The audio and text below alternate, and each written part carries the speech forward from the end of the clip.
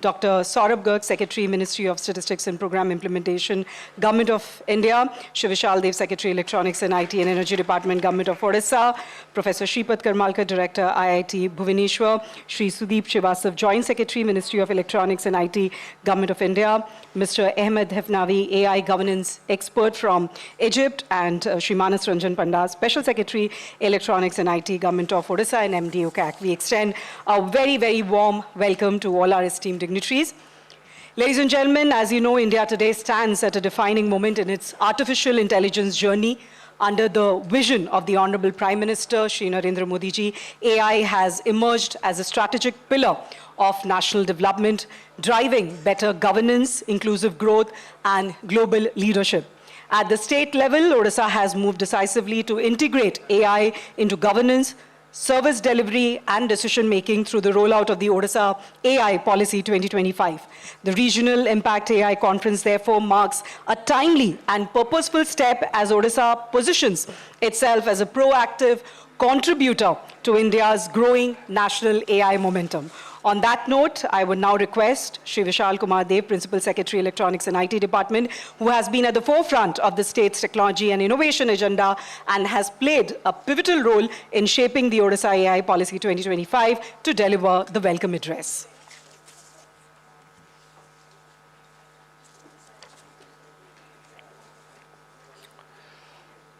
A very good afternoon to everyone here.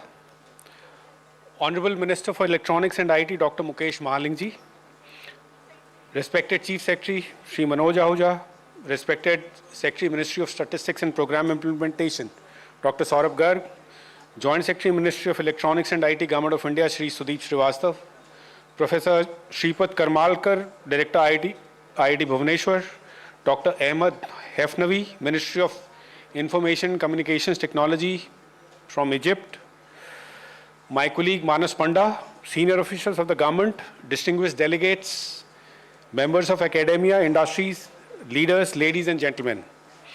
It is an honor and a privilege to welcome you all to the IndiaAI Hybrid Working Group event, to the state of Odisha and to the temple city of Bhubaneswar. Odisha is a land of rich cultural heritage and diversity, and today stands among one of the top performing states of the country, both economically and as a front runner across sectors such as technology, manufacturing, mining, and innovation. We are pleased that Odisha has been selected as one of the 8 states across the country to host the regional India AI Impact Summits. The theme for today's working group is Democratizing AI Resources, which is both very timely and critically important as India scales its ambitions in artificial intelligence. When we speak of democratizing AI resources, we are essentially speaking about access, affordability, and equity. The key challenge before us is to ensure that core AI capabilities are not concentrated in the hands of a few, but are made available across governments, startups, academia, and industry. Most importantly, the benefits of AI must translate into better services and outcomes for citizens. AI resources broadly include 4 elements: compute, datasets, models, and talent. For Odisha, access to these resources is closely linked to our governance priorities. Our approach to AI adoption is driven by the objective of improving public service delivery, making governance more efficient, transparent, and citizen-centric. In this context, Odisha is an apt location for discussions on democratizing AI resources. Over the past 1 year, we've been working to build a holistic AI ecosystem that addresses all the 4 dimensions of AI resources in an integrated manner. In June 2025, Odisha became the first state in the country to release a dedicated artificial intelligence policy. Alongside this, we launched the Odisha AI Mission on similar lines as the IndiaAI Mission, which provides a structured framework for implementation. The mission focuses on AI-driven applications and datasets, capacity building and skilling, enabling infrastructure with compute as a key component, and the development of models with a particular emphasis on language technologies. On applications and datasets, we are engaging with national initiatives such as AI Kosh to enable responsible access to shared datasets and to support the development of governance-relevant AI use cases. Capacity building is central to democratizing AI. Through our partnership with Vadhwani Foundation, we have conducted structured AI workshops for government officials, and over the past 1 year, more than 100 officials across several departments have been trained, helping build institutional capacity for informed and effective AI adoption. Access to infrastructure and compute is another priority area. Odisha is partnering with NASSCOM to establish a center of excellence in the state. We're also working towards enabling access to compute at affordable rates for startups, researchers, and institutions in alignment with the objectives of the IndiaAI Mission. On the models front, our focus is on language technologies, particularly for Odia. As a low-resource language, strengthening Odia language models is critical to inclusive digital governance and to ensuring last-mile delivery of services in a language that citizens are comfortable with. I would like to conclude by congratulating the IndiaAI team for organizing these working group events and for ensuring that these dialogues remain structured and inclusive across the nation. I'm sure today's deliberations will be a success. We look forward to the insights and recommendations that emerge from this working group. I also look forward to the India AI Impact Summit scheduled in February, which will serve as a key platform to bring together insights from these working groups, showcase emerging use cases, and shape the next phase of India's AI journey. Thank you. Thank you so much, sir, for setting the tone for the conference ahead. Ladies and gentlemen, we have with us Shri Sudeep Srivastav, Joint Secretary, Ministry of Electronics and Information Technology, Government of India. Having recently taken up this role, he is focusing on key aspects of India's emerging technology agenda, including artificial intelligence and digital innovation, and is part of the team supporting the Government of India's efforts to build a responsible and inclusive AI ecosystem under the India AI framework. May I now request him to address the gathering.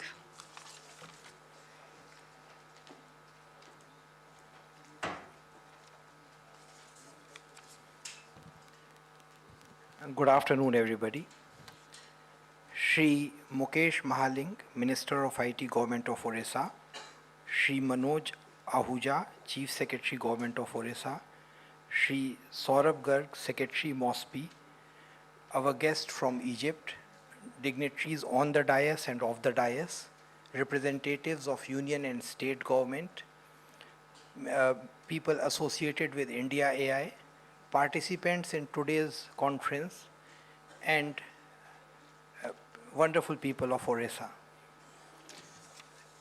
At the onset, I would like to thank and congratulate Odisha for hosting this workshop on one of the workshops on democratizing AI resources, which is a very critical component, and today world is trying to find solution of this. As Principal Secretary Sahab was telling that Odisha has already started its version of Odisha AI on lines of IndiaAI. It is very heartening to know, and Odisha is doing a lot of good things on the front of AI. This gathering comes at a very particular moment when countries and governments across the world are actively grappling with how to ensure that benefits of artificial intelligence are broadly shared, responsibly deployed, and aligned with public interest outcomes. India's approach to democratizing AI resources is anchored in IndiaAI Mission. So IndiaAI Mission has got basically 7 pillars.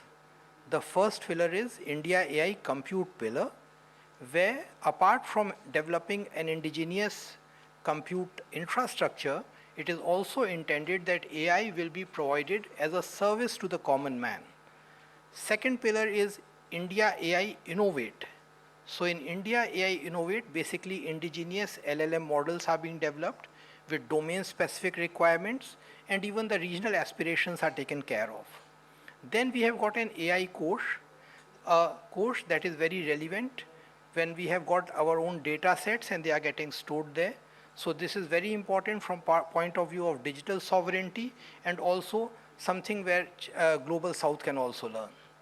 Our fourth pillar is IndiaAI skilling. So of course you need to skill the manpower when you have to take such things forward. So skilling is one of the pillars.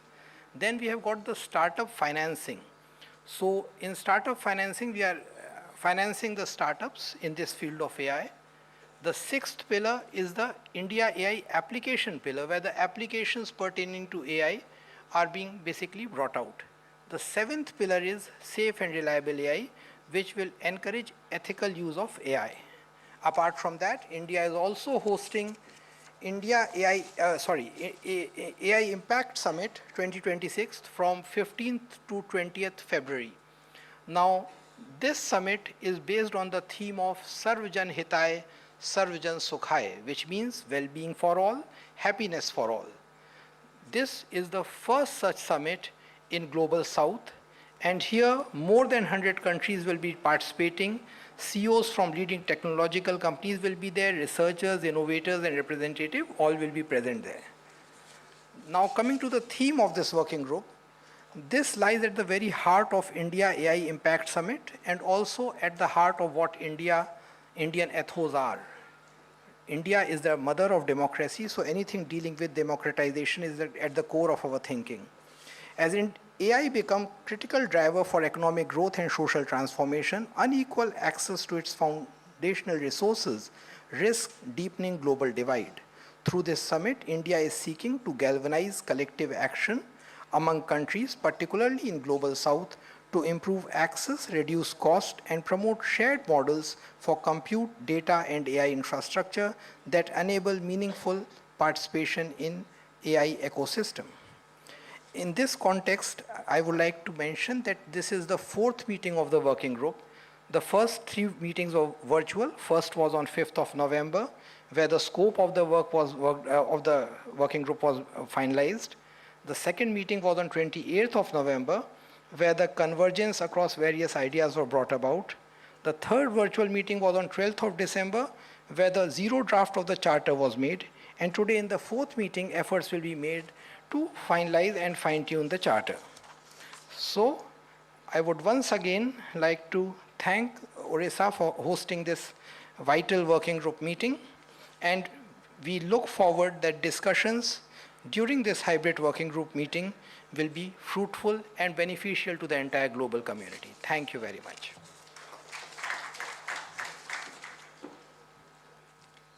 Thank you, Shri Srivastav. Ladies and gentlemen, we are very privileged that we have amidst us Mr. Ahmed Hefnavi, AI governance expert and a senior strategic advisor with over 20 years of experience in driving transformative initiatives in the ICT sector. I'll request him to address this wonderful gathering.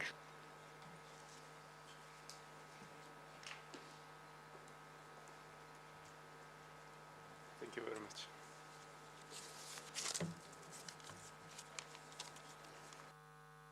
Good afternoon. Dr. Mukesh Mahaling, Honorable Minister of Health and Family Welfare.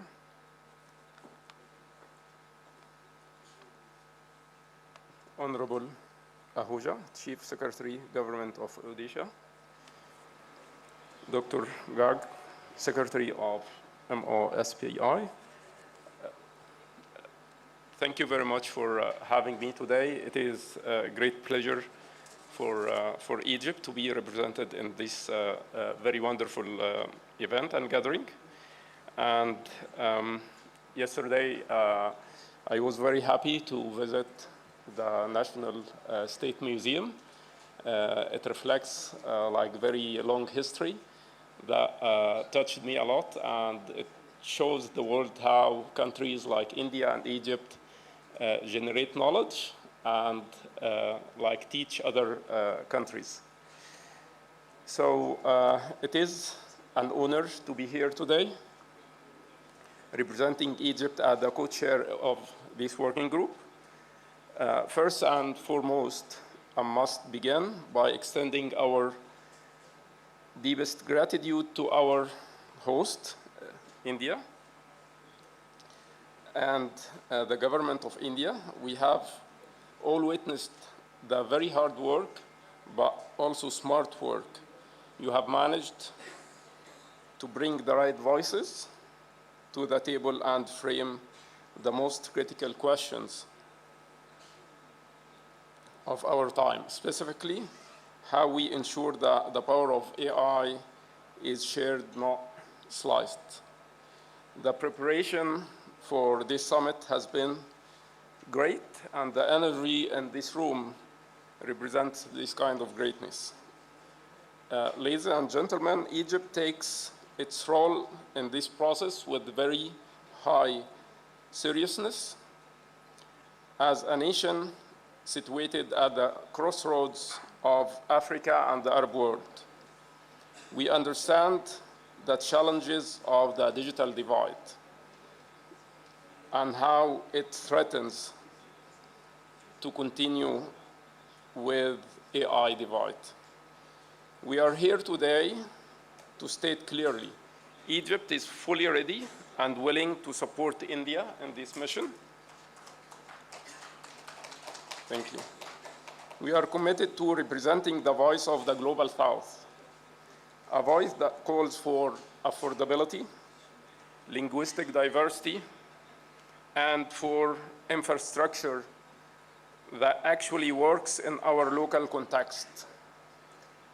We see our role as a bridge, ensuring that the aspirations of African, Arab, and Asian nations translated into concrete clauses in the charter that we are in the process of developing. We are not just asking for access. We are asking for agency. We are asking for the tools to build our futures, not just to consume the future built by others. And this brings me to the core message that I wish to leave you with today. Throughout our discussions on or in the working group that we are in, you will hear Egypt's voice speaks often about sovereignty and contextualization. There is a philosophy behind this, a philosophy that guides our own national AI strategy, and one that I believe should guide this working group. It is simply, this is what we do. We look outward at the international landscape, we study the global trends, we learn from the breakthroughs happening in Silicon Valley, in Europe, and here in Asia. We respect the global state of the art, but we look onward as well. We deeply understand our own issues. We look at our own infrastructure challenges, our unique languages, our specific economic priorities in agriculture, health, and education. And finally, we come up with our own approach. We don't copy-paste solutions. We adapt them. We forgo a path that is informed by the world, but designed for our reality. The charter that the working group is working on now must be the vehicle that allows every nation to be exactly that. It must give us the global resources, the compute, the data frameworks, the financing, so that we can solve our own problems in our own way.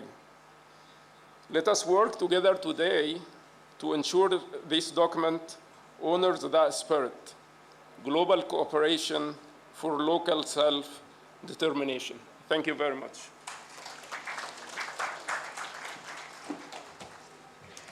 Thank you so much, Mr. Navi, for your words and also the support from Egypt from your side. We'll actually like to take this opportunity to felicitate Mr. Navi. I'll in fact request our Principal Secretary, Mr. Vishal Kumar Dev, to do the honors and present a small token of appreciation to Mr. Ahmed Navi for making it to this conference today. A gesture of appreciation from our side.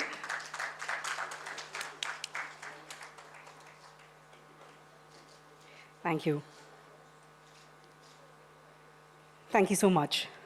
Well, ladies and gentlemen, as Odisha advances its vision of AI-led transformation, the role of strong academic and research institution becomes central to driving innovation and translating policy into practice.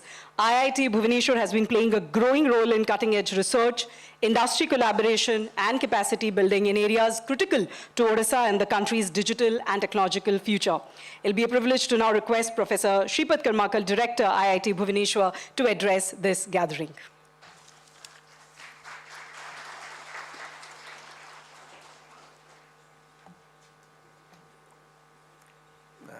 dignitaries on the dais and members of the audience. We've already heard for about 20 minutes a lot about AI, and I would like to just mention what IIT has been doing in this area and what it can do in future. So we have planned many pre-summit events in our institute. One of the events named AI and Cybercrime Hackathon in collaboration with Odisha Police Crime was conducted on 14th of November. IIT Bhubaneswar shows strong academic and research leadership through its centers, namely AHRC, that is Artificial Intelligence and High Performance Computing Center, VARCO, that is Virtual and Augmented Reality Center of Excellence, both driving cutting-edge work in AI, HPC, AR, VR, and immersive technologies.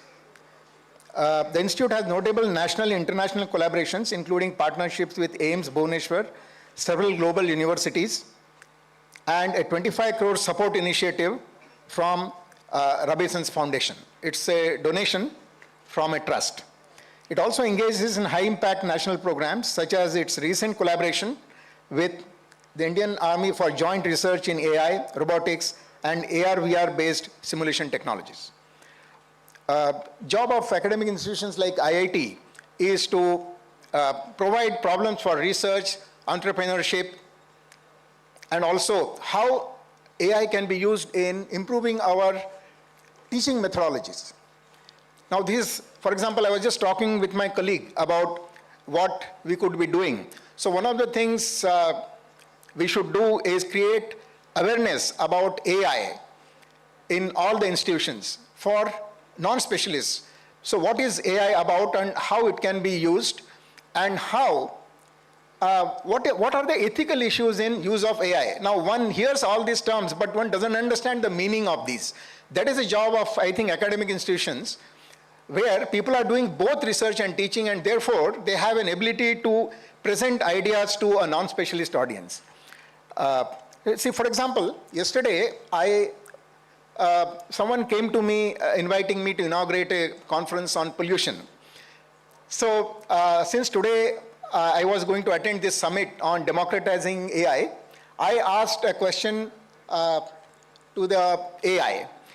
So please give me air quality index of Bhubaneswar, Delhi, Madras, Chennai, Bombay, and Hyderabad. So it gave me the numbers. Now I wanted to check whether the AI is, whatever AI is giving is correct. So I found the air quality index of Bhubaneswar was almost as bad as that of Delhi, and Chennai was much better. So I asked the AI a question just to challenge it. I asked, why is air quality in Bhubaneswar much better than in Chennai? And it gave me a rational explanation for that. Whereas it should have said, no, you are wrong. Actually, the air quality of Chennai is better. Similarly, we tried another example. Why is NIRF rank of institution A better than institution B? Whereas it was well known that NIRF rank of institution A was worse than B. And it gave a reason for that, why it is better. I'm just giving examples to show that meaning of democratizing AI. What does it mean? In my opinion, what it means is the person of average intelligence should be able to use the AI to get authentic information which is beyond doubt. So right now, I have given examples to show that the person should have intelligence to ask questions in multiple ways to check whether the information being given is correct. So which means a person of higher intelligence is required to use the artificial intelligence. Whereas the intelligence level required of the person to use the AI should be lower. So we have to develop the AI in this manner. In fact, AI is closely tied also to semiconductor technology. It is also the characteristic of semiconductor technology, which is very unique compared to any other materials technology, that as its products become more advanced, they become more easy to use. An average person is able to use a mobile phone. Whereas if you take automobile technology, it requires a great amount of expertise to, for example, drive an aircraft, which is a very advanced version of an automobile. So similarly, democratizing AI, according to me, means developing in such a way that a person of average intelligence can use it. The cost should be lower, and also the data should be such that whenever you ask a question, if the AI doesn't know the answer, it should say that I don't know, instead of giving some sort of an answer based on the data that it might have access to. So for democratizing AI, we have to also widen the amount of data. Particularly, India is a very good country for, India can become a role model for others because we have a lot of variety. And therefore, to get to get answers related to languages and geographies and so on, you need really have large amount of data from different parts of the country. And if we can do it in India, then we can show it to the world how you can democratize AI. Thank you.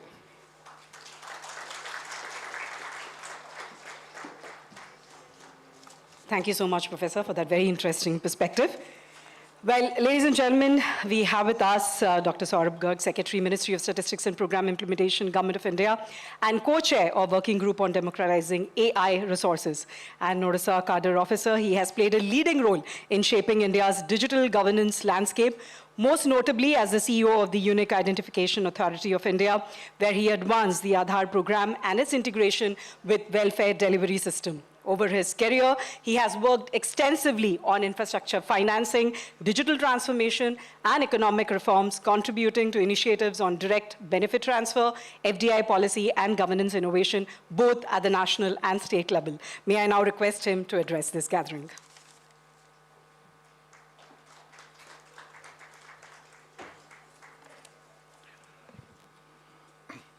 Dr. Mukesh Mahaling, Manoj Ahuja, Vishal Dev, Dr. Karmarkar, Dr. Ahmed Efnavi, Mr. Srivastav from MeitY, Amit Shukla, Joint Secretary from the Ministry of External Affairs, and other friends and familiar faces present here today. First of all, thank you to Government of Odisha for hosting this AI Working Group meeting, as was mentioned by Mr. Srivastav from the Ministry of Electronics and IT, that this is a run-up to the AI Impact Summit being held in February in New Delhi. One of the themes of the summit is democratizing AI, which Dr. Karmarkar was just talking about, on how important it is. And this working group, as other working groups, are co-chaired by different countries.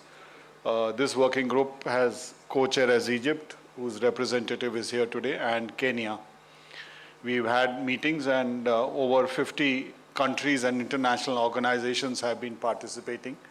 And today evening also we have a meeting which will try and prepare the charter for democratizing AI.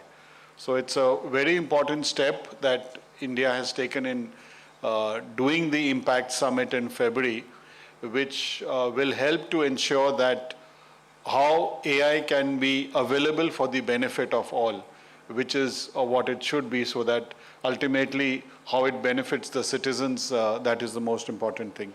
So a pleasure to be back here in Odisha on this happy occasion. Has already been mentioned that what is really important is how we can ensure that AI becomes a genuine instrument of shared progress. There should be no digital divide going forward in AI, and how we can take care of possible inequalities or inequities that might be there. And in fact, that's the focus of the working group on democratizing AI. We've had experience in India of digital public infrastructure. Aadhaar, of course, UPI, which all of you would be using. It also teaches that how technology, when it is built on openness, interoperability, and modularity, it can become an engine for inclusion rather than, and for inclusion and innovation rather than exclusion. We'll be discussing on how issues relating to compute, to models, to talent, to data, what structures can be developed to ensure that the democratization of AI resources is possible and is done. I would also just like to mention that there are 6 areas that we are focusing on in the democratizing AI. One is compute, or the power of the chips to which calculate, which develop, which work on the programs. Capability, which talks of talent and skills, that how it will be available. Collaboration different between partners, between organizations, between countries, to ensure that we don't have to reinvent the wheel every time. Connectivity, which is extremely essential, both physical connectivity in terms of ensuring that access to digital means is possible, and also connectivity between different researchers, academicians, organizations, so that they all work with a shared purpose. Compliance, which is extremely essential in terms of ensuring safety, security, and broad adherence to ethics and norms. And last but not the least is context, that whatever is done, it needs to be multilingual, it needs to be contextualized to the local areas, local data, local situations, so that it can really benefit people across the countries. India has been taking a number of international initiatives. We had the G20 a couple of years back, and this Impact Summit is a continuum in that path, in ensuring that we play an important role in ensuring that the voice of the Global South is heard, and that we are part of the design of the future as we move ahead. With these words, once again, thank you for all of you who are present and all the partners who are present, and look forward to ensuring that our goal for AI for all, we are able to achieve going forward. Thank you so much. Thank you, Dr. Garg, for your insightful address. Ladies and gentlemen, we are honored to have with us today Shri Manoj Ahuja, Chief Secretary, Government of Odisha, the administrative anchor behind the state's long-term transformation agenda. It is his focus on robust monitoring, institutional coordination, and data-driven governance, which is central to how Odisha is integrating emerging technologies like AI into policy. Gathering, let's welcome him with a round of applause.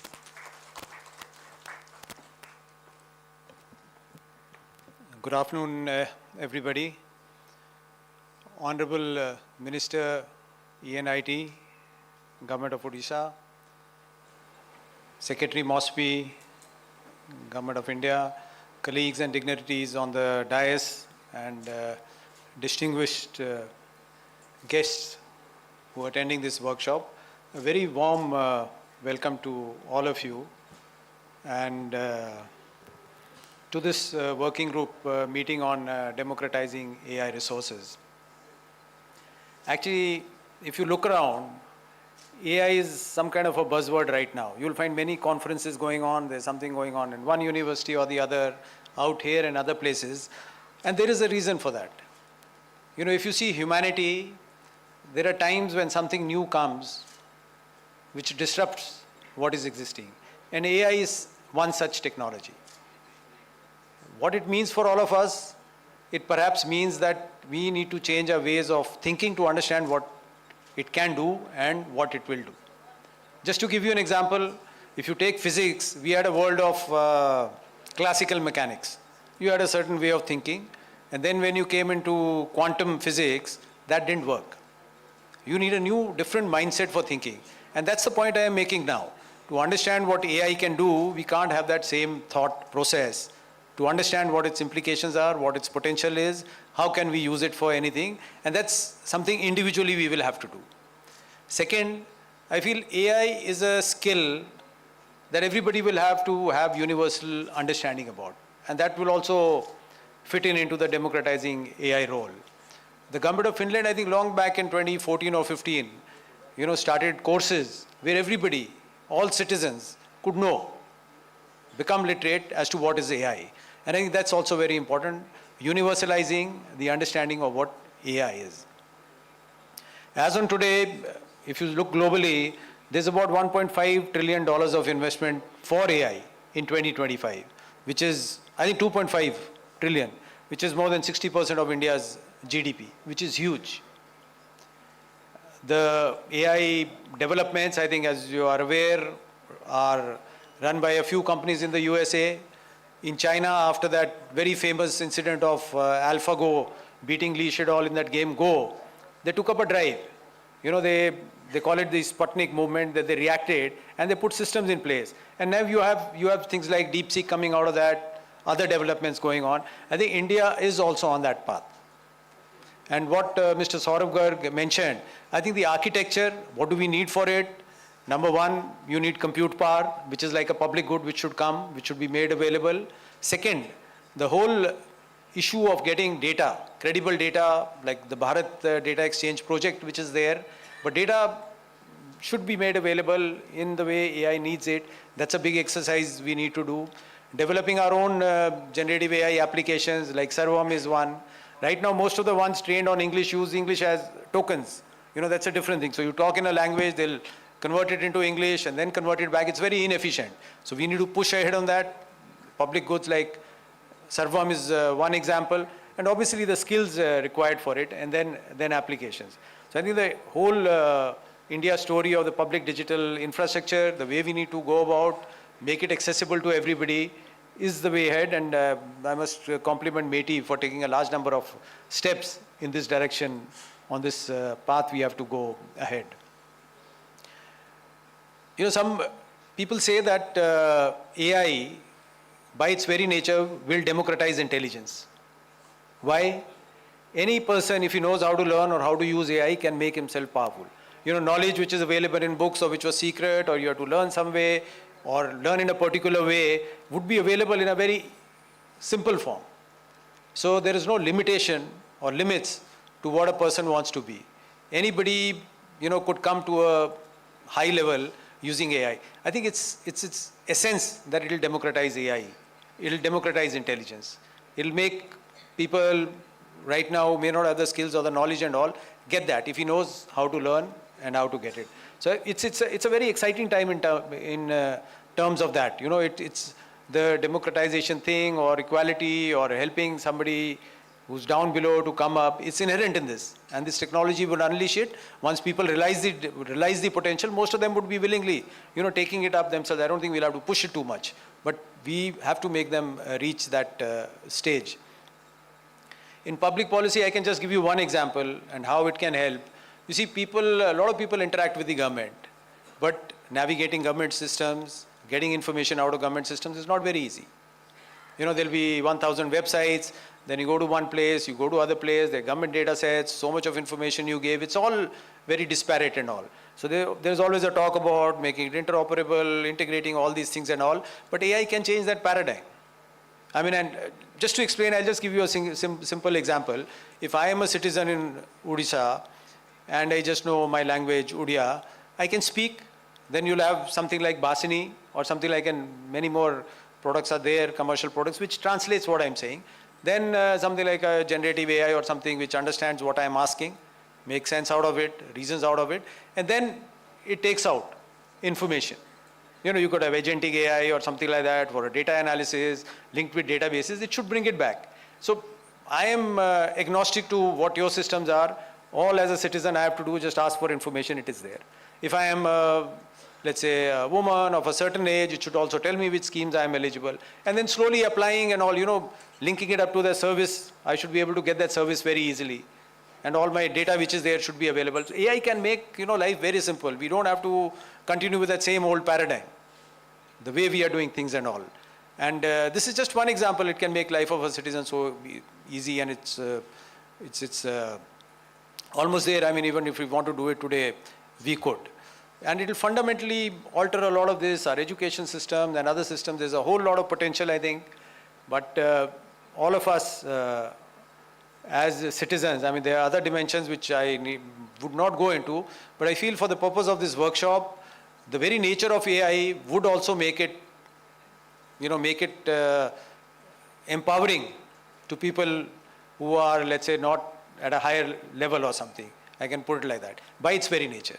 And if we can put these fundamental systems in India for the country as a broad strategy, so that we can reach there where other countries are, and second, as individuals, the universal literacy, and have these building blocks in place, I'm sure AI can benefit the country as a whole and its citizens, especially the poor or the deprived who may not have access to a lot of things.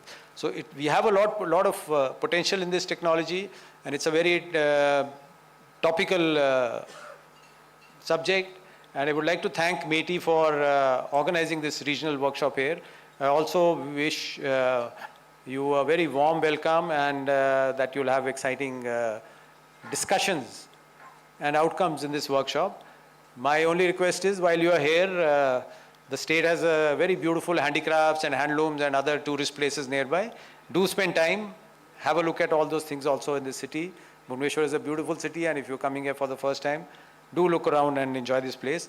I wish you a very pleasant stay, and thank you so much.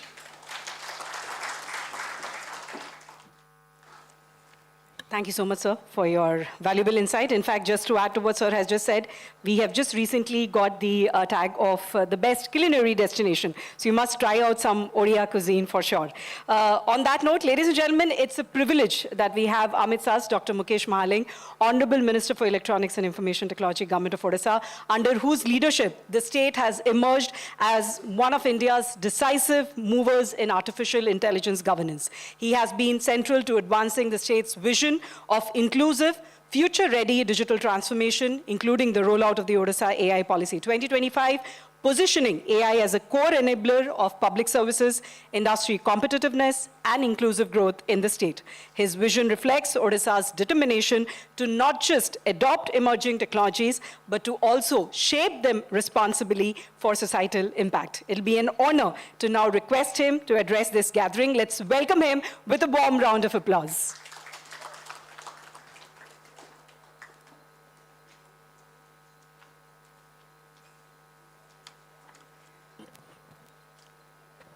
जय जगन्नाथ, नमस्कार।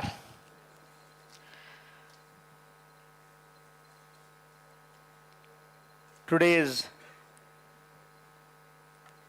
inaugural session, IndiaAI Hybrid Working Group event 25.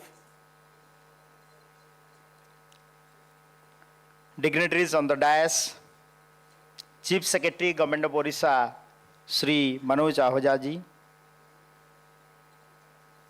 Shri Saurabh Garg ji, Secretary, Ministry of Statistics, Professor Karmalkar, Director IIT, Shri Sandeep Srivastav, Joint Secretary, MeitY, Shri Vishal Dev, Principal Secretary, E&IT Department, gentlemen from Kenya, Egypt, and invited dignitaries present here, press and media, wish you warm wishes and welcome to this Regional AI Impact Summit held at Bhubaneswar.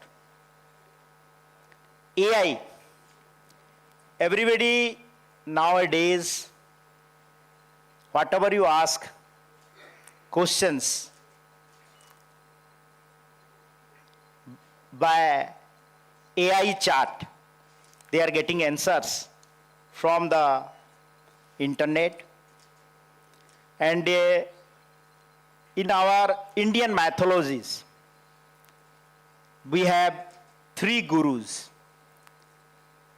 First guru, our mother and father. Second, our teacher. Third, our nature. And now, AI is our 4th guru. And now, to accelerate this technological advancement, artificial intelligence is one of the most people-centric education-centric tool using all over the world to shape the knowledge through technology. And our Honorable Prime Minister of India, Narendra Modi ji, thought that why we should not have the India AI Summit in India, inviting the leaders from across the different countries, and we should discuss about the use of AI in public life, and the outcome of the AI summit should be useful for the benefit of the people of the planet. On this thought, for shaping the sustainable AI future, Government of India has set two goals.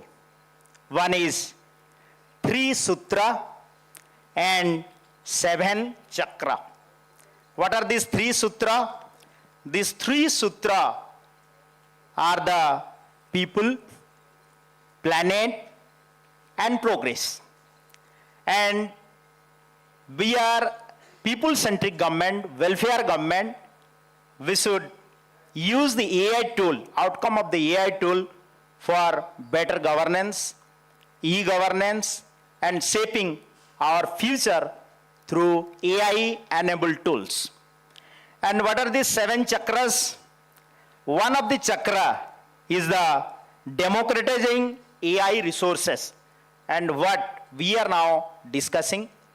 These 7 sutras are the human capital, how we upskill the AI tools, workforce education in AI age, inclusion of the social empowerment through AI, shape and trust AI, building the governance, resilience, innovation and efficiency, promoting sustainable resource efficiency AI, science, this is the expanding AI use in research and discovery and innovation, and what Government of India trust upon the state government on this regional AI Impact Summit. Government of India has trust on to discuss in the state of Odisha about the democratizing AI resources, which chairman is Mr. Gork for the state of Odisha, and 7th one is the AI for economic development and social goods, for scaling AI for public interest and social benefit. One or two things I want to must highlight, that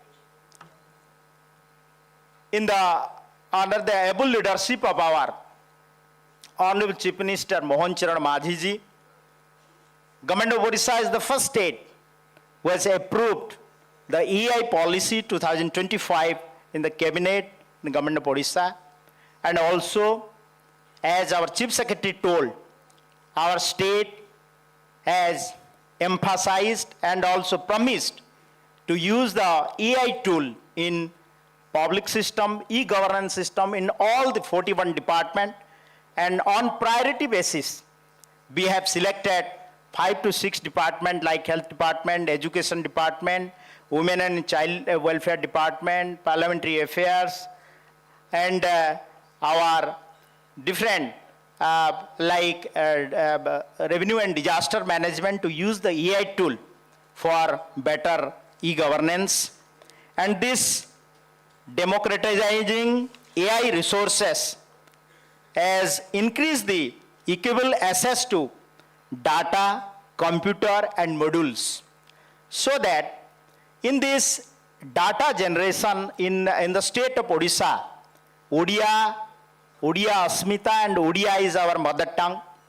But if you search in the Google engine, you will get data from the other languages, but you will not get as much as data from the Odia languages. That's why our government promised to set up the Bhasini, use the Bhasini program, And also in the short time, in the near future, within 1 or 2 months, we'll launch Bhasadan Karyakram, Bhasadan program, so that our Odia people, Odia literature people, professors, those who are, and the literate people, those who are staying outside the Odisha, they will write the Odia scripts, Odia articles, and feed into the internet, so that when we search the Google engine through AI, we will get the more Odia script from the internet, and the Odia language and the Odia bhasa, Odia asmita can be circulated through the world, and will get the good knowledge from the Odia system. What the Professor Director IIT Karmakar said, if you don't know anything and ask something to AI and they will give the data, it may not be correct. If you have that knowledge, that if you are comparing the two data through AI and then manually will check it out, then the AI tool can be useful in your research activity, also in innovation activity, also in academic activity. And I must thanks to Government of India that they have chosen Odisha for this regional impact summit, and outcome of this summit must be presented in the national level summit, which will be held in the month of February in India. Till date, the location not yet finalized. So my all the best wishes to all the dignitaries, those who are coming to join here from the outside the states, and stay with a pleasant stay, and must purchase some local product from the Odisha for your family. Thank you very much. Bharat Mata ki Jai, Jai Jagannath. Thank you, Honorable Minister, sir, for your very inspiring words. May I now request Shri Manas Ranjan Panda, Special Secretary, Electronics and IT Department, Government of Odisha, and MD OCAC, to deliver the vote of thanks.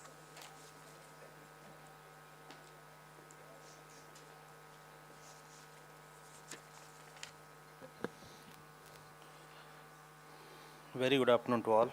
Honorable Minister for Health and Family Welfare, Parliament Affairs and Electronics and IT Department, Government of Odisha, Dr. Mukesh Mahaling, Secretary, Ministry of Statistics and Program Implementation, Government of India, Sri Saurabh Gaur, Chief Secretary, Government of Odisha, Sri Manoj Ahuja, sir, Principal Secretary, Department of Electronics and IT, Mr. Vishal Dev, Joint Secretary, MeitY, Government of India, Sri Sudeep Srivastav, Mr. Dr. Ahmad Hafnave from Egypt, Professor Shripat Karmalkar, Director IIT, senior officials of government, distinguished delegates, members of academia, industry leaders, ladies and gentlemen. It's my privilege to propose the vote of thanks before the August gathering on this, were present on this important and meaningful event today.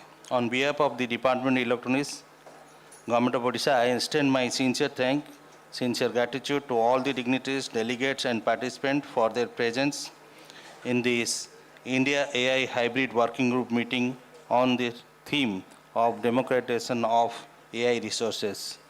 The depth and diversity of the discussion that has been already held and that will take place during the upcoming sessions shall enrich our collaborative understanding of challenges and opportunity in making artificial intelligence more inclusive, accessible and equitable.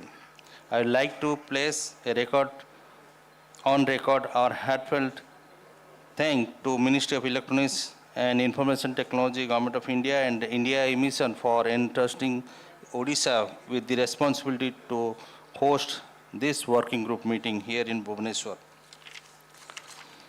I extend my sincere thanks to our Honorable Minister for Electronics and Information Technology, Dr. Mukesh Mahaling, for his insightful address and for articulating Odisha's commitment to build a policy-driven, infrastructure-ready, and people-centric AI ecosystem in the state of Odisha. I'd like to thank Sri Saurav Kochar for enlightening us about the objective of this hybrid workshop. Also, I'd like to thank our Chief Secretary, who is the man behind the entire IT development of the IT development, the AI initiative of the state of Odisha. Thank you, sir, for all your inspiring word. I'd like to thank the Joint Secretary MeitY as well as Dr. Ahmad Nafi for their inspiring talk. I'd also like to acknowledge and thank the senior official, expert, academicians, industry leaders, startup and researchers, students, and all the participants for attending this session today.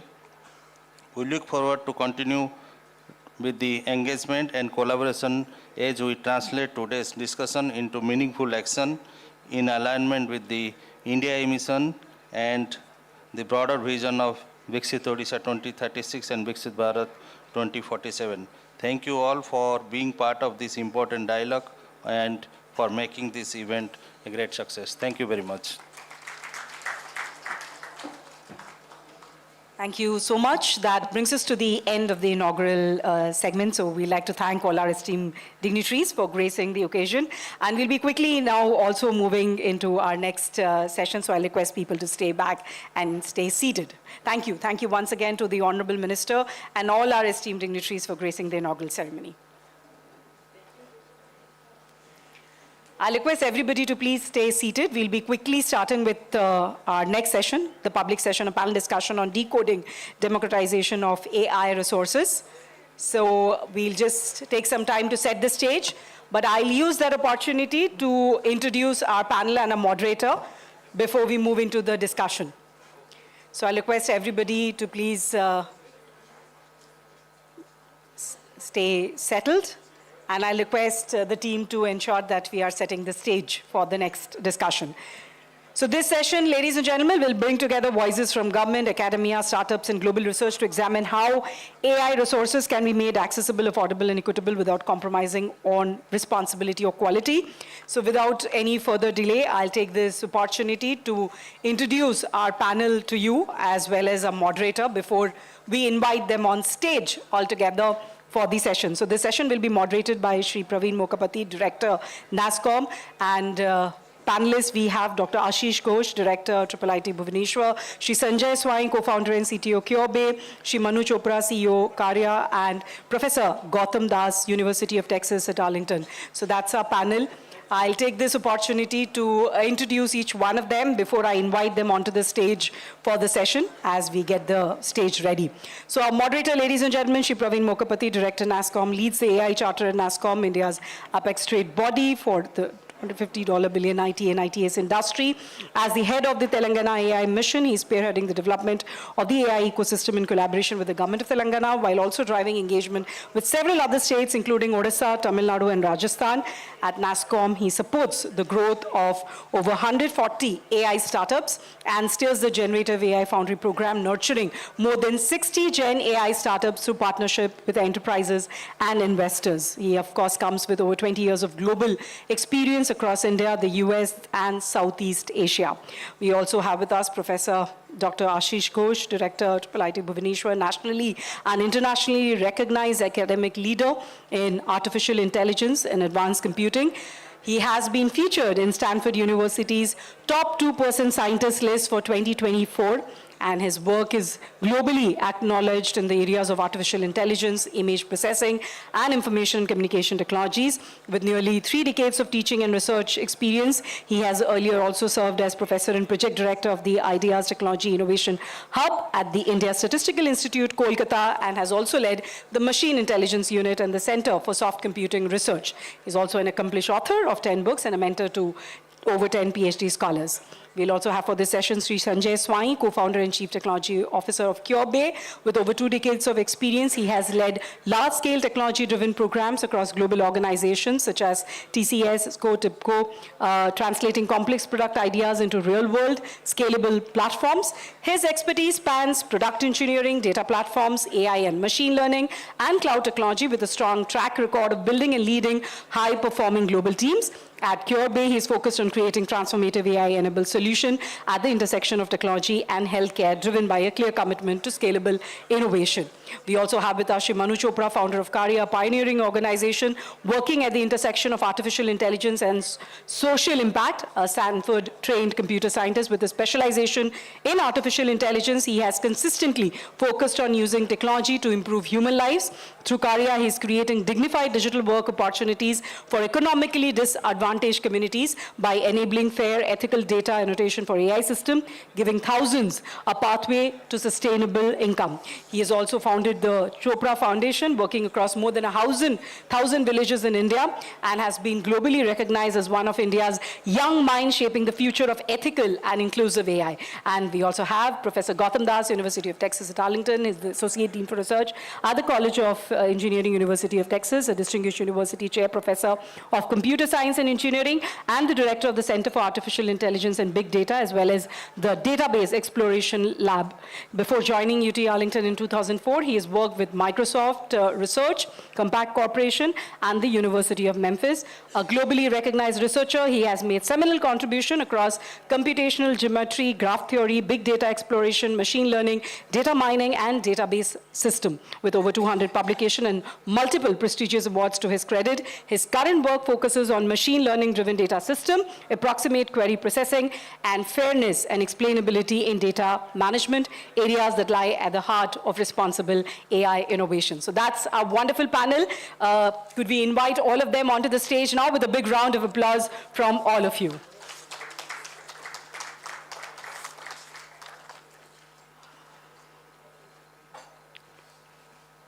A very, very warm welcome to them.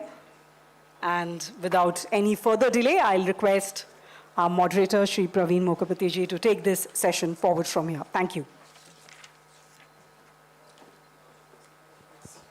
Hello.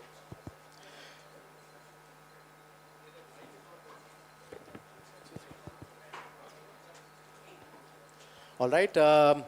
Good evening. Thank you. Thanks for having me. And it's a privilege to have a discussion on the topic of democratizing AI resources, a very important topic. But before we get started, also very glad to have a diverse set of individuals, each quite capable within their own right in terms of the kind of experience that they've accumulated over the past several years. I've had the fortune of knowing some of them in the past, but definitely would like to know more about the others as well. But before we get started, I think one of the things that a few thoughts around the broader India's AI landscape is really what I want to sort of guide everybody's understanding into. And one of the reports that NASSCOM published is that the potential for India's AI aspirations, especially if we become a $5 trillion economy, can potentially touch up to, the 10% of India's GDP. And that is like a staggering data point. And this was like as early as 2022 is when this report was published by NASSCOM. Also, another thing that we've identified is that from a compounded annual growth rate of the AI market in India, we've seen similar growth rates, which is roughly around 25 to 35% of the market growth that we expect until the year 2027, which is again, much higher than the usual growth of the tech industry that we see in India. On the talent side, we project roughly around 1 million jobs to be, in the space of AI. Again, within the next couple of years, we're already inching close to that. We're about 700 or 750,000 job roles today, but then another few years we'll touch 1 million jobs. So clearly there's a lot of uptick in terms of how AI has been brought into the mainstream and really how this is such an immense opportunity for our country. And it is imperative that we are able to utilize all the potential that we are talking about that exists with AI. But again, there are certain aspects about about AI that we need to be mindful of. And this particular conversation is more around democratizing AI resources and how it is potentially going to be pivotal for us to be able to realize the true potential when it comes to AI. The earlier session with the dignitaries on stage, you've heard about terms like affordability, accessibility, equity, inclusivity, and these are all very, very essential aspects so that the benefits of AI are sort of equally available, and there is no discrimination, there's no bias in many ways to who is using it or who's seeking benefits by the result of AI's application, who gets to develop AI, who gets to learn AI. So these are all fundamental questions which are all very pivotal in my opinion, and I think it's important to have a discourse on this. And I think the kind of panel that we have is quite diverse, and I think there's a lot of interesting viewpoints that will come through. Now, again, there are multiple dimensions to this, some of which I've already talked about, some of what you've heard in the earlier session as well. Again, what are AI resources, if one were to talk about it? We've spoken about compute or the infrastructure that is necessary for training models, for instance, the models themselves, or the data that is necessary for training these models, and potentially the talent that is there and available, not just in terms of their ability to develop models, but also potentially in terms of using these models in a safe and responsible manner. So I think across these different dimensions, while still being true to some of the sutras that have been defined or enshrined within the realm of the IndiaAI mission, I think it's important to sort of touch upon each of these elements, and we'll try to do that within the course of the next hour. And keeping that in mind, again, the idea is to sort of see if we are able to, as an ensemble, come up with certain insights and recommendations which might be useful, given the fact that the Impact AI Summit is happening in February. Some of these, discussions, I hope, will be found useful, as a part of the working group that is out here. So, without further ado, I would like to move to Manu Chopra. And Manu, I think for the broader audience, while the introduction was made by the MC, I think it'll be really helpful to sort of talk about a little bit about what your company is into, because essentially the way I see it is you're like a platform in many ways, connecting data to the data providers to data seekers in some ways, right? But then there's a much bigger story out there, and I think it'll be useful for the audience to understand, what you all are doing, and then I'll have a follow-up question to that. Sounds good. Yes. It's working? Yes, now it's working. Okay, amazing. Fantastic. Super happy to be here. And I think, look, I help run something called Karya. Karya is the Sanskrit word for work that gives you dignity, and that's the mission we are on. We think deeply about how will AI create new economic opportunities for low-income communities across India. And much like any wave of technology that precedes it, there's going to be a displacement, there's going to be a change in what sort of jobs our communities do, and then it is going to create some new jobs, right? Eric Brynjolfsson, the famous researcher, says that if we automated all the work ancient Greeks did, we would have gotten to vaccines faster, right? Which is to say that there is no limit of human ingenuity. And as we start automating the more boring parts of our lives, new work will come by. So the Karya's job, my Karya, is to basically figure out what are those opportunities, bring them to communities we work with. We operate as a non-profit in India. We work in every single state in the country. We employ over 130,000 people to build state-of-the-art AI models.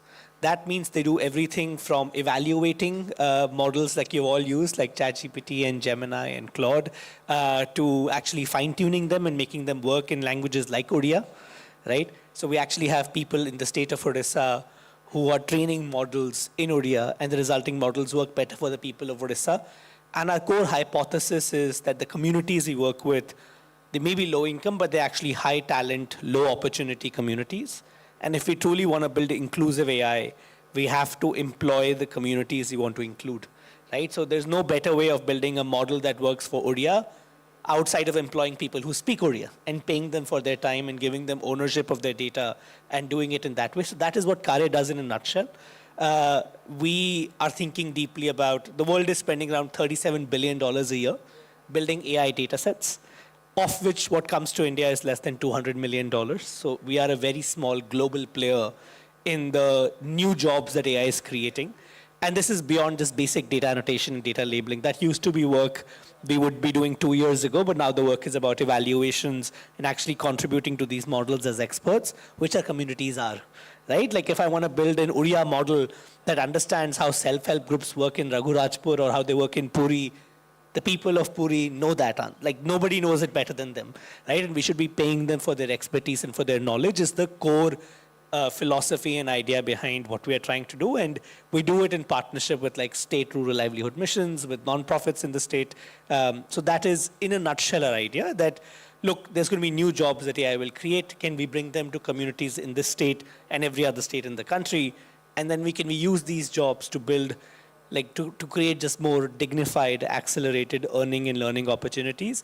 The final thing I'll say is, because these jobs are so high paying, we are able to pay our workers really well by the hour. So we pay our workers 20 times the minimum wage, at least for 400 rupees an hour, which allows us to work with a lot of people. And now our goal is just to bring more work to them. That's our big challenge, just bringing more and more work to them. And that's what we're betting on. All right. So essentially what we've heard is AI, in many ways you've employed as a tool, as a technique to bring more inclusivity in terms of income, included more communities into the formal economy as well, while at the same time, given the fact that you're talking of evaluations and also the biases and just sort of making sure that the models are performing that the way they should be, you're also bringing in a sort of a safety net in some ways, or contributing towards those safety nets that are so crucial and essential towards these models being deployed at scale. So thank you, Manu, for talking about that. We'll come back to you. Now, I'd like to move to Dr. Ghosh, and the question again, from a highly reputed institution like yours, and the kind of work that you personally have been so closely associated with. Now, there have been obviously a lot of constraints in terms of, at least in the recent past. Maybe now things are better with respect to the compute and the availability of infrastructure for meaningful research outcomes to be generated, especially from the Indian universities. Now, how do you see these constraints to sort of evolve over time? What sort of improvements are you seeing? What are the impediments that you still see for quality research output to come through? One of the measures of research output and quality is the H-index, and India's H-index is at 211, the last I checked on Shimago rankings, and that puts us at number 14th. Now, what will it take for a country like ours to push quotient on the H-index, and perhaps what could be those critical drivers for us to be able to get there? Thank you so much for a very nice question. Indian government has taken major initiatives in democratizing resources. Let's say that Diksha. That's one of the platforms where we are sharing knowledge. It's a very good platform, very powerful platform where people are using. Couple of other projects which India government is running via MeitY, say Bhashini project, where all sort of languages, translations, and all facilities to be given in local languages, they are being marked. So one of the great achievements, and this project is running for a long time, and ODI is a big component in that. In fact, one of my colleagues from my institute was also involved in this project. So, couple of other projects, for example, Bhunidhi program of ISRO, they're trying to democratize, they're trying to use the resources that's being generated by ISRO. So, say for example, the remote sensing images, the data that they are creating, they are curating, to be used for research.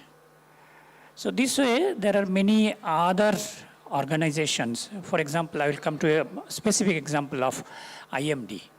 IMD is collecting a lot of data for cyclones. That cyclone is a big issue for Odisha government because it's a coastal area and many of the cyclones hit this particular coast. So Odisha government, maybe in the last 20 years, have taken big initiatives to be alert regarding the prediction of these, all these resources are already there. Now, coming to your specific questions like how to improve the H index and all other things, couple of issues maybe we can take care of. For prediction of a cyclone, the analysis of data or the size of the data is very big, extremely big, I will say. Even with GPUs, it is taking a couple of days, more than 7 days to run run on a single data. So we actually need much more powerful machine. Whatever way we can, maybe the government can support some. In fact, India government is supporting a lot. Powerful machines are being installed in IMDs, but not that much in other educational institutes where actually the basic research goes on. Government gives large grants, mostly to IITs, the central government gives, maybe to some extent to NITs and central universities. But coming to other parts, coming to that second tier organization or second tier university or second tier cities, these funds needs to be propagated. Because there also there are plenty of organizations who are doing research. In this connection, government is trying to do something like the spoke and hub model they have come up with, where in a single spoke they are giving lots of resources such that that can be used by the other parts. The spokes can use it, and the hub is equipped with the proper resources. Or the very recent, the pair scheme, the ANRF has taken off. There also similar hub and spoke model is being used. So that is another source where we are doing it. So as far as resources are concerned, government is trying to give us either via DST or MeitY or ANRF.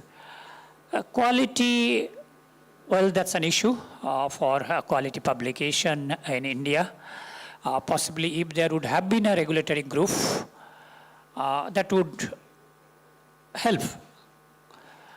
Like last week, I had a visitor from Springer. He was advising me that, sir, in each and every institute, let there be a committee that will first look into the paper that is going to be submitted to a good quality journal. So like the regulatory authorities we have for TRI and other things. So if we really can have the local places, okay, each university may be having one, each zone may be having one, that this is how they will ensure the quality of the document or the report or the paper that is going to be submitted for publication, such that less quality papers are not submitted at random to different journals. Like I happen to be the set editor of a journal that is being published from IET, UK, but mainly controlled from China. 90% papers are submitted from India and 70% of them are rejected. So if there would have been a regulatory authority, possibly this number would be very less. That in a sense would increase the H index.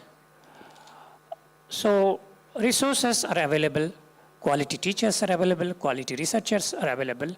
Possibly a kind of regulatory body would help us to improve the quality further.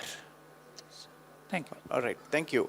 So some kind of a regulatory process in terms of how research is undertaken and then eventually published is really your suggestion. And maybe if we were to sort of extend that conversation into the kind of research that is typically undertaken, and one of the clearest focus areas from an academic institution's perspective is how can we have, and given the fact that we've spoken about H index and the fact that a lot of research publications that are pushed out, is the incentive more towards publishing and more towards academic research as against the applied AI research? And again, and the reason I'm asking is maybe I'm wrong, maybe there is enough or more applied AI research happening, but then if there is a potential to increase the nature of applied AI research, and simply for the fact that we're talking about the applications of AI being more and more available to the larger populations? How could this impact sort of be multiplied even more than what it is today? And then clearly the role of academia and the kind of output that can come through from there can play a significant role. So your thoughts on the academic research versus applied research in the context of AI would be useful for the audience. Okay. So I think the landscape is changing. India has taken up Make in India mission, the Startup India mission. Once these things came off, the landscape started changing. 20 years back, yes, we are doing fully theoretical research.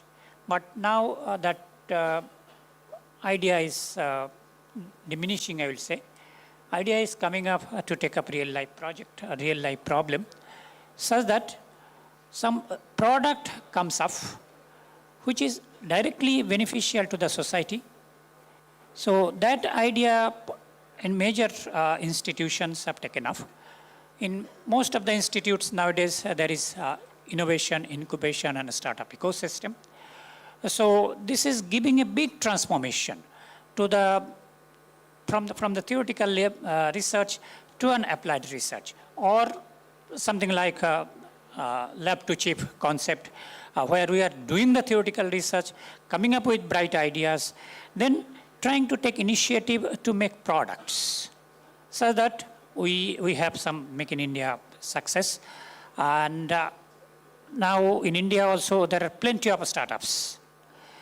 That is possibly one of the major differences between the developed countries and developing countries like ours. We were doing much more on theoretical research, investing much on that, mostly in the academics.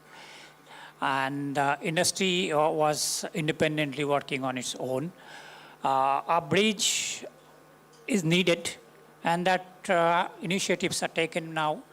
Hopefully in a couple of years, you will see that there is a big handshaking between industry and academia, where applied research will get more importance, and newer products will come up, which will be directly helping the society and the government of India.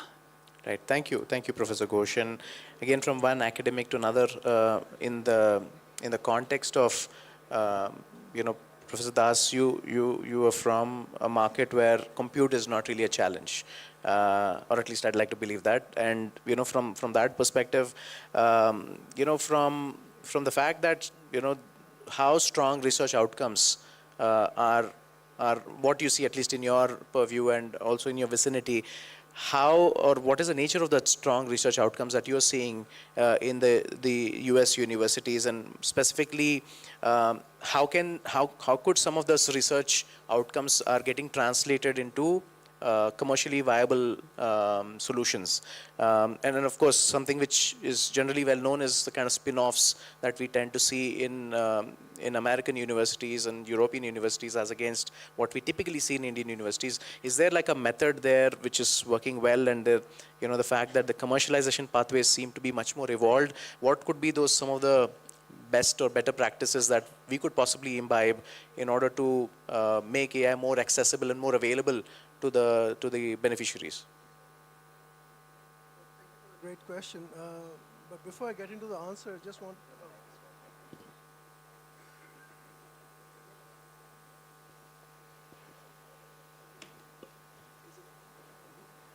Thank you for the great question.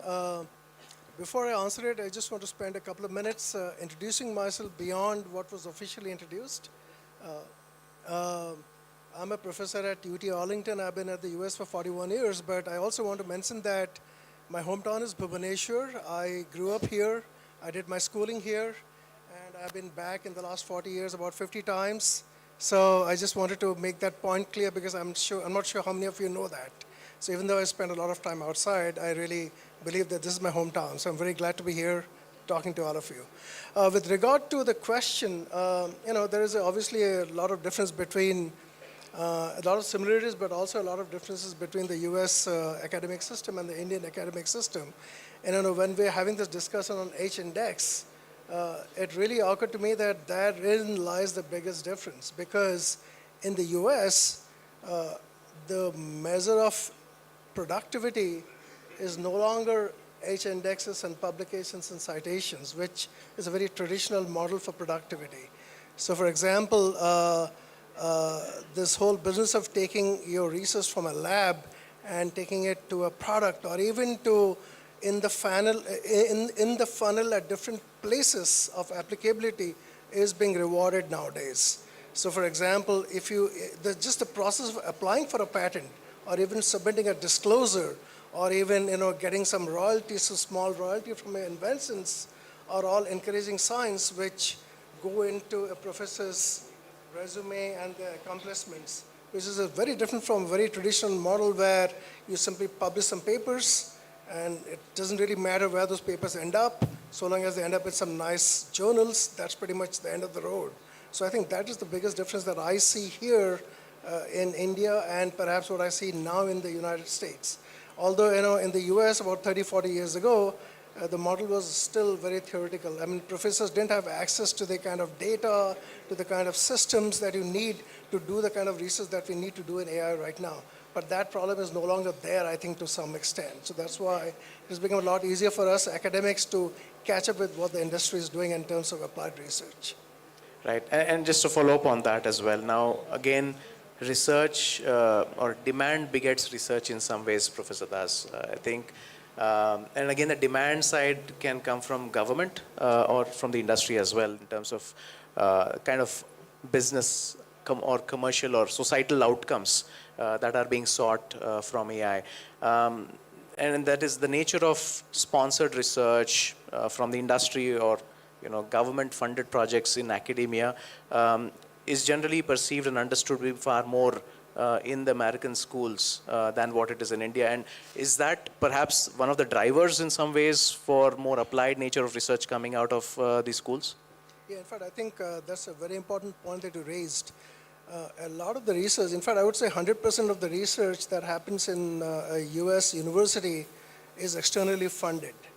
The university will not pay for much at all. They will pay for your lab, for your infrastructure, whatever they collect from what is called indirect costs from the projects, but the majority of the funding has to come from external sources. Now, external sources can range from federal agencies, state agencies, which is very typical, but it is increasingly dependent a lot on foundations, private foundations, and industry. So if you can get a grant from, let's say, Microsoft Labs to assist with your research, that can pay for itself many more times than what you'll get from the US government. So industrial research funding is extremely important, and that is something which is pretty much the hallmark of success for most of the US academics. All right, thank you. Now,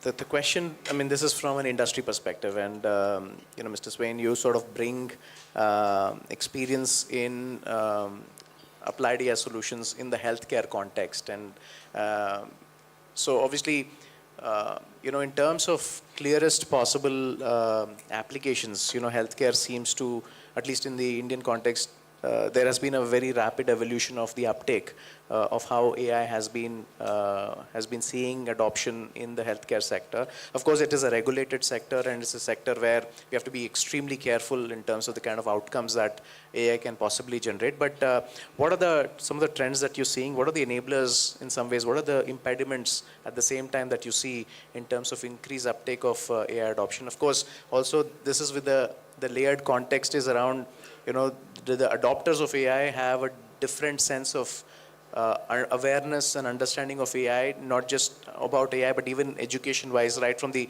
ASHA worker to a fairly experienced professional. So there's enough disparity that is there, a diversity that is there in terms of those who can potentially use AI. But what are some of the things that you're seeing which is auguring well, perhaps not so much as well?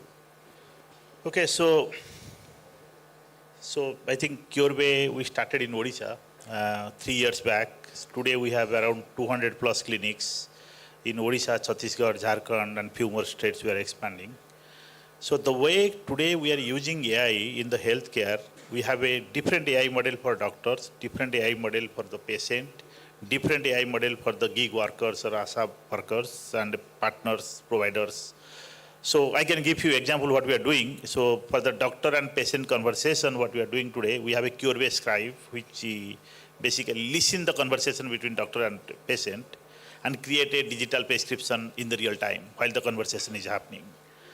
and they create a clinical notes at the same time, which finally doctor reviews and approve it, then the patient, it goes to the patient. So it's basically simplify the conversation, capture enough information what the doctor and patient they are discussing, remove all the PII information, why to store the information in the database, right? So this is one of the AI for the doctors. Second AI solution what we have implemented in live is recommendation engine to the doctors actually. You know, when the doctors write the prescription, based on the symptoms, it recommend what is the possible drugs they need to recommend or composition they need to recommend basically, right? Because this simplifies the doctors actually how they efficiently can give the right medicine to the patient based on the symptoms and the vitals and the lab reports, all the things what we are exploring. I think in curebe.com, if you go, you can see there are some solutions we have like oral care, skin care, lungs care, smart vitals.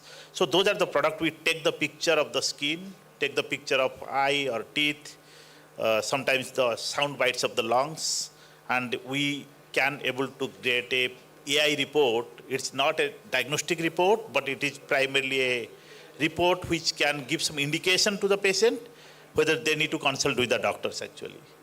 And those reports are live right now. Basically, it's like the accuracy is pretty good. And the reason I said accuracy is good, because in Curebe, when we have a 200 plus clinics, we collect the data from the ground actually. We validate through our patient, and we connect our doctors basically to review it and finally give the confirmations. So that is how we have created the data model today, right? We run this in our own GPU. So yeah, this is a problem. So we are running in our own GPU right now. The final report what we generate, it goes to the patient. The accuracy is pretty good today, pretty much like 90% above accuracy we are getting. There is another AI solution we are using for our gig worker, we call Swasthya Mitraj or the Asatai, that side of the world. When they go and they talk to the patient or some potential patient, they even don't have all devices to capture the vitals, right? So today the ABDM, ABHA creations, right, that process, when the platform is enabled today, when the gig worker goes to a patient place and create a ABHA ID and capture the medical record, a lot of medical record can be captured by using the AI solutions today actually. Whether, and they can initiate the doctor consultation from there to the Curebe doctors or any doctors actually. So there is another solution we build actually inside the Curebe. It's our small language model. It's trained public data, private data, partnering with Google and all.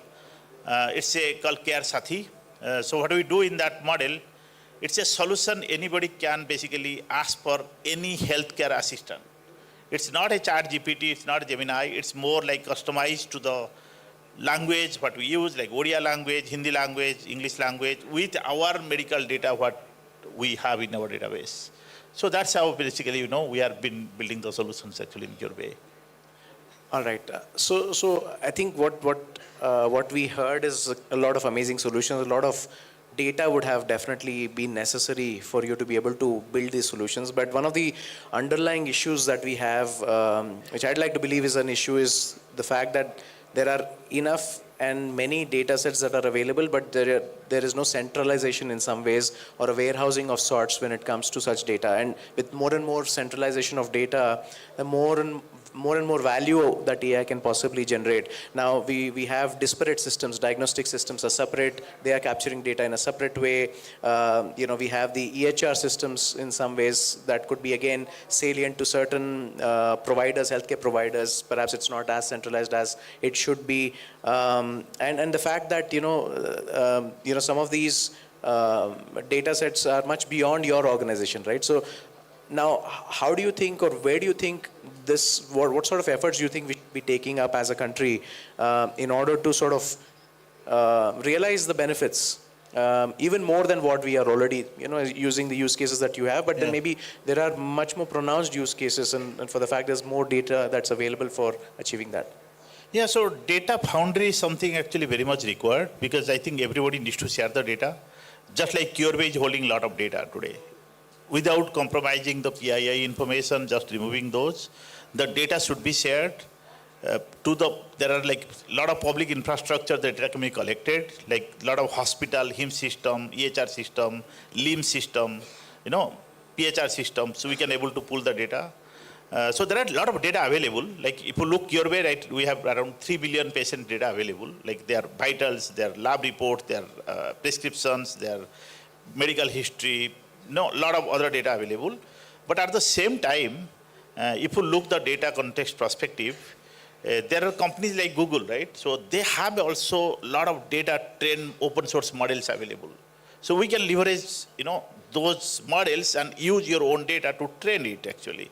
Of course, the data set is different when the Google trained it, but when you bring your data set and marry with that, might be, you'll get much more meaning. But the solution to that, I could say, is sharing the data. I think Government of India is doing the NHA initiative like ABHA, where the NHA tried to basically create the ABHA ID for each patient so that they can able to share the data with each other. So that's one of the very good initiative actually. Absolutely, and I think with more and more adoption of ABHA, I think more and more centralization can sort of come through, and open sourcing data sets then eventually for researchers, and could be startups, it could be researchers alike, is obviously going to be much beneficial for more and more innovation to happen. So again, from data to data, so Manu, since you and your organization are so involved on the data side of things, one of the things that I was trying to understand is from a data labeling perspective, just data annotation to that entire value chain that you're working with. Now, data is so sacrosanct when it comes to the outcome that models produce, right? And I think from that point of view, in some ways you touched upon preserving the context, and in some ways also ensuring that there is not the kind of data loss that you want to creep into AI models. But broadly across the value chain that you all are operating in, how are you sort of promoting more safer ways of providing data that is not polluted, data available in the purest possible form for models to ingest and then sort of produce output? So what is that ownership that you are taking as an organization? Because obviously you're dealing with model providers, model trainers. What is that role that you're playing there? Question. Thank you for that question. So I think one is, I just want to call out the amount of incredible work MeitY is doing in aggregating data. You see that with AI Kosh, you see that with Bhashini is doing. And I think that's extremely important. Even our most popular languages would count as low resource languages globally, which is not a good position to be in. So even a language like Hindi or Tamil or Telugu, which are by no definition low resource languages, would count as low resource languages in terms of how much data I have to train my model. And that is something that Bhashini is doing a phenomenal job. We're very proud to support them in their incredible work that the Bhashini team is doing. Look, I think the first thing we have learned is the model that Karya operates, which is a crowdsourced, decentralized way of collecting data. Of course, none of the data we collect has any PII, so there's no personally identifiable information. That's number one. Number two, it is anonymized, which is very, very important. Number three, we would sign like an SLA with the model providers, where we have to make sure that the error rates are within control. We do 3 rounds of validation to make sure that data is of the highest quality possible. We're obviously very worried about model collapse, right? Like that is always something that keeps you up at night, especially when you're working with these big clients. And we've been extremely impressed with the amount of phenomenal work our communities can do with limited in-person skilling. And we often see pre-validation accuracies of above 90%, which are unheard of in the sector. And of course, post-validation accuracies of above 95%, as we need for building these models, right? So I think from an accuracy perspective, we have that solved. Like I think we know how to create population scale data sets in the country. And to the point that Sanjay sir was talking about, that there's also a lot of data that already exists. So just aggregating that is also extremely important. And that I think is what AI Kosh is trying to do with the amazing organizations you mentioned. So I think combination of those approaches, fresh data sets wherever we need to generate them, and using existing data sets. Like Doordarshan just released this huge corpus of all the data that they have accessible to, and that's multimodal data, which will be very, very valuable for companies like Sarvam to build models on top of. So I think we have to do a balance of the two. And again, that would be the solution in my mind here. All right, great. So obviously, you see, you touched about low resource languages, and again, data set and sovereignty in many ways in terms of how these data sets are being utilized and made available for, again, the same set of beneficiaries, like to your earlier example. Now, I want to sort of move from sovereignty of data to sovereignty of models as well, and I'd like to ask this to Professor Ghosh first, and then to Professor Das as well after that, there are closed form models, black boxes in some ways, and there are open source models as well.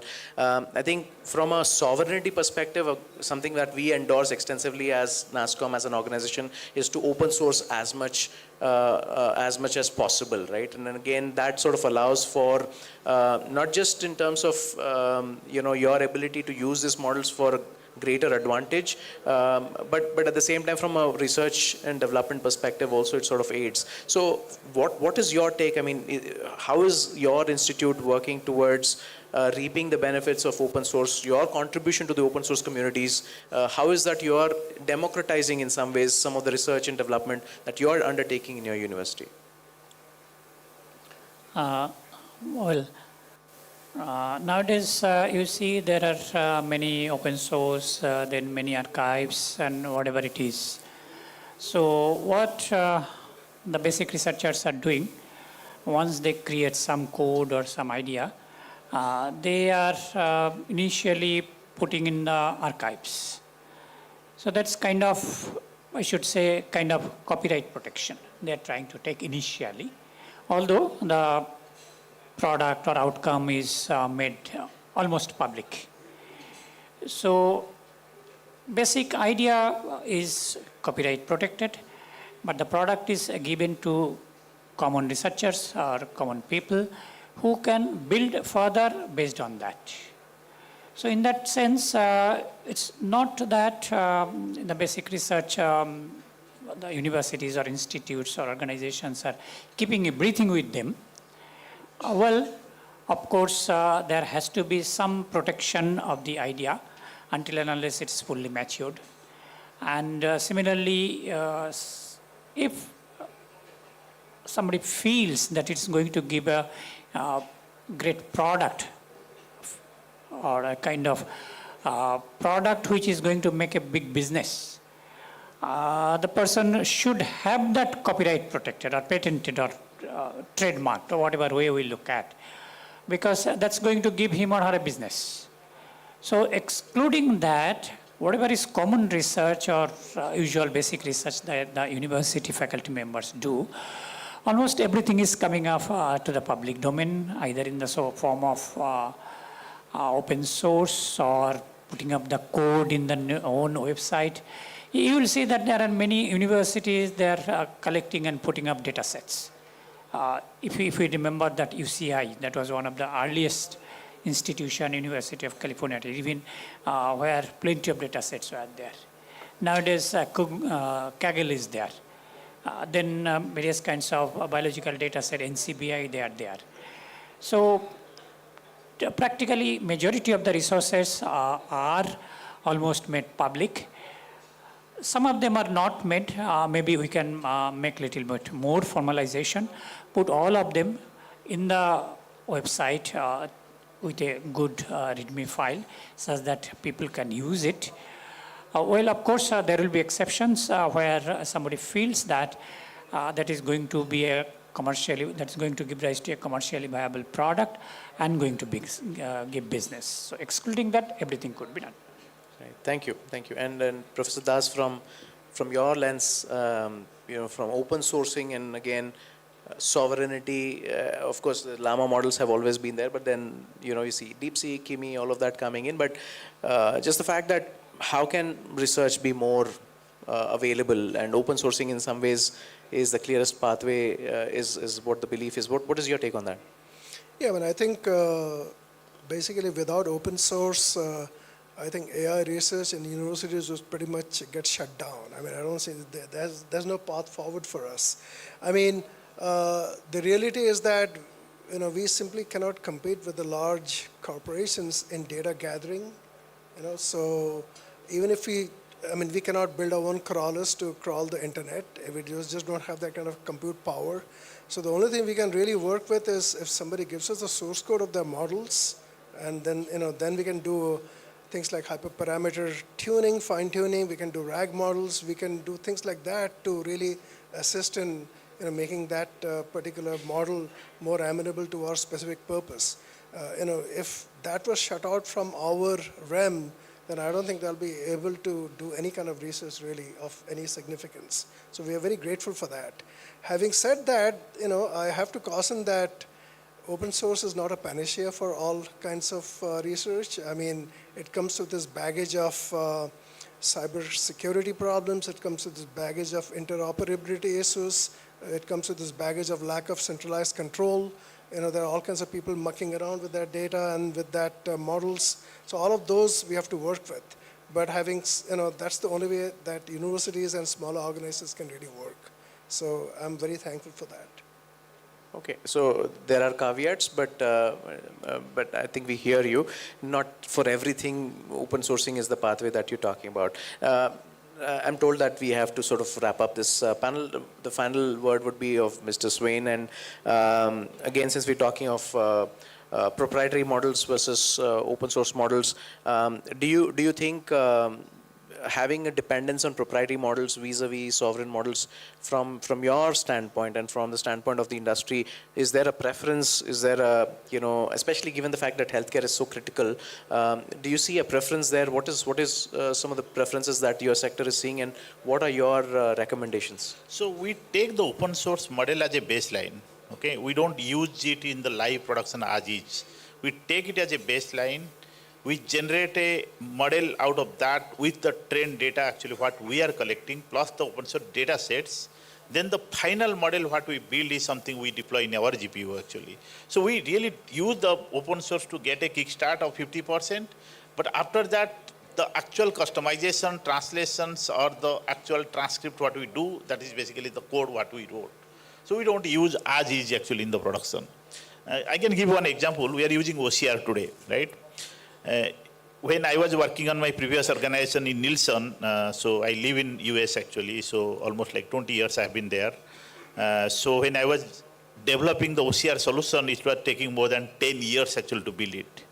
Today, you can find the OCR solution, it's pretty accurate, by 99% accuracy is there. Even doctor's prescription, you can do OCR 75 to 80% accuracy. It's there. It's like any of the open source model you use, you can get it, okay? So what you do today you see all the lab reports or the X-ray or MRI reports, all the things. We give to the model analyze it and give a summary to you. So you might have a 20-page lab report. It might take a lot of time for you to read and understand each and every parameters, but the model can basically give you a very summary view, what is the findings, what are the recommendations, and what is the next steps actually. Again, the open source model can do the same thing, but that might give you the 70% accuracy. What you need to do, you need to bring the data set what you have, write a custom wrapper on top of that, enhance that model. Again, it might be your own organization model, and then you take it to the accuracy of 95% to 98% to 99%. So that's how we do. We take the open source model to start it, but we again use our own data set, own data scientists. So we have a pretty big data science team actually. So, and the resources and the, different type of libraries are also available nowadays. Adapters are available nowadays. So we use it to make it our own solutions actually, yeah. All right. Thank you, Mr. Swain. So I think we've sort of covered pretty much all the core themes that we were talking about. The fact that it has to be accessible, affordable in some ways, and then of course the equitable nature of AI's benefit to a larger population base, and the fact that it has to be inclusive in some ways, but also touching upon the various dimensions they are to do with AI resources. We spoke about data, models, compute, I think, and even the talent part of it. So very rich insights that have come through from each of you. I'm sure this can go on for another hour or so, or maybe even two, but really appreciate each of the panelists for sharing the perspectives. Really appreciate it. Thank you so much. And with that, I cede it back to the MC. Yes, a big round of applause to our entire panel and to our moderator as well for wonderfully moderating this session. Thank you so much. That brings us to the end of day one. But of course, we are looking forward as part of the Regional Impact AI Conference. We are looking forward to the Odisha AI Summit happening at Lok Seva Bhavan tomorrow and day after. So we're expecting all of you to join us tomorrow morning at Lok Seva Bhavan for the Odisha AI Summit as part of the conference. So once again, a big thank you to our panelists and our moderator. And thank you all of you. You've been a wonderful audience. We look forward to see you tomorrow as well.